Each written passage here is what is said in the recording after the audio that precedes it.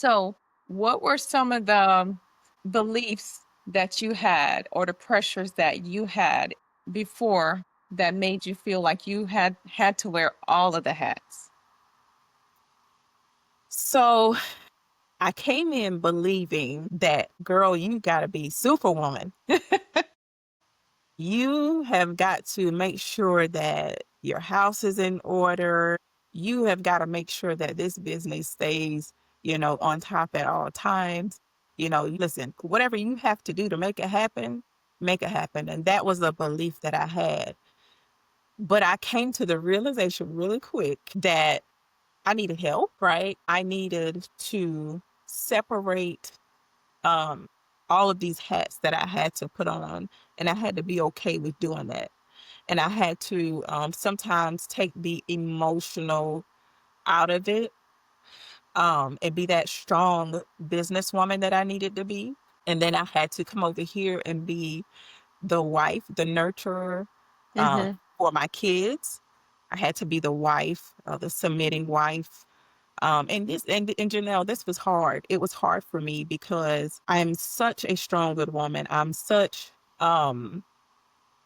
I am my husband's a leader and I am a leader. So Yes. sometimes it kind of clashes. Yep. And so I had to learn how to separate the two. And I talk about this a lot. And it was hard.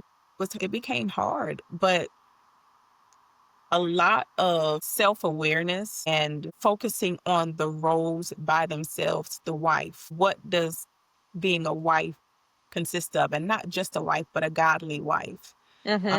a good wife, um, a wife that my husband would be happy to say, this is my wife, right?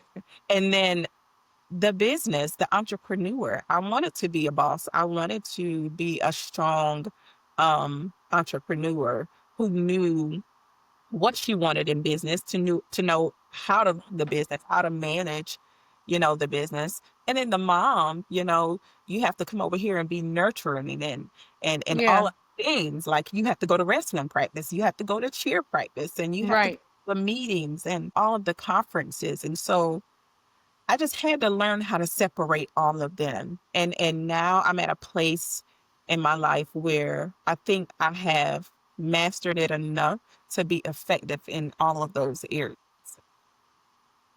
So, Nina, for you recognizing those things, Mhm. was it through coaching? Was it through prayer? Like, how did you come to thinking about all the different roles, the vision and the plans where you have for your marriage? How did you get there? Like, if there's a woman that is listening, what would you say would be the first step for her to get to that realization? I would say the first step would be self-awareness. Um, I had to really dive deep into me. I had to get to know me a little bit more, Mm. to know and realize that I have grown. I'm not the same.